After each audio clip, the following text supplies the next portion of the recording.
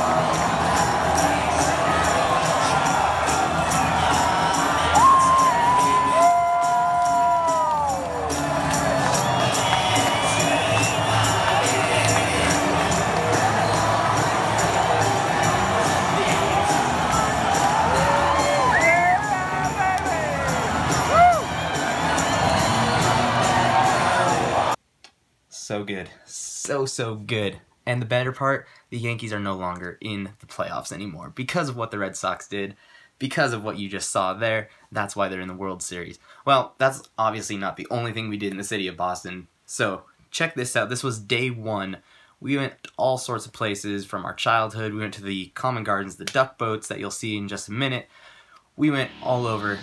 Check it out.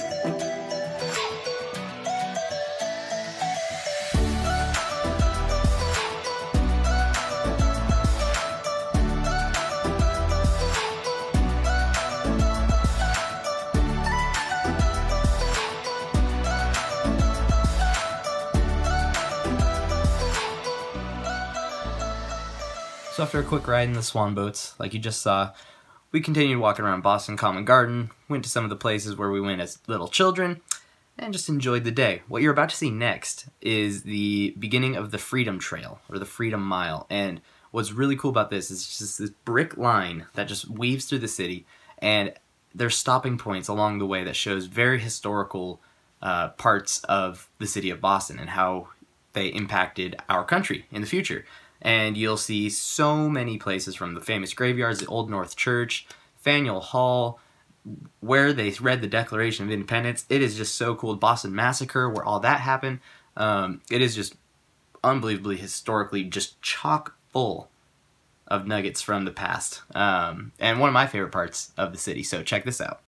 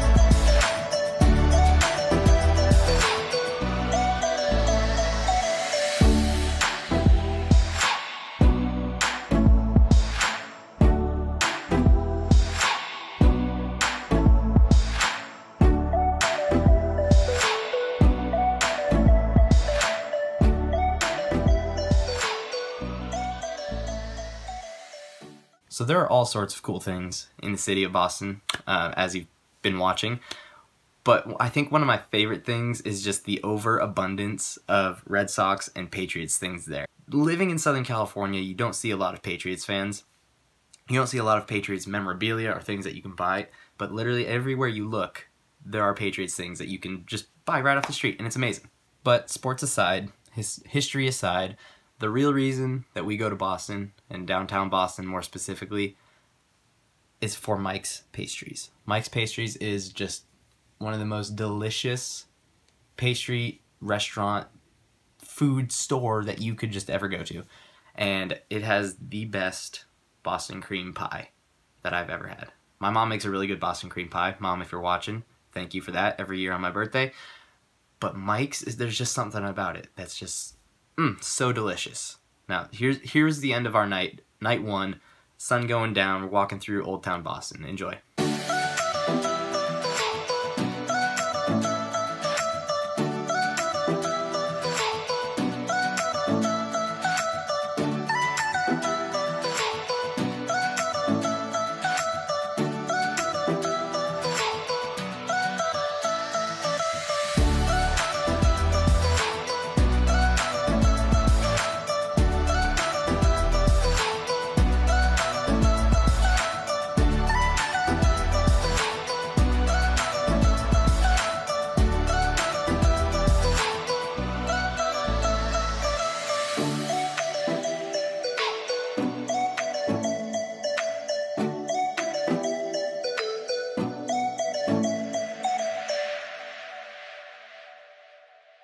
And there you have it. That is day one of Boston. The next time I post a video, which I don't know how long that'll be, but the next time I post a video will be day two in Boston. We did a lot more cool things there. We're also, now I'm talking about the future, not a throwback, we're also going to be in Colorado the next coming weeks for our little fall breaks. I'll be back in Estes Park, Colorado, where I was last year at this time.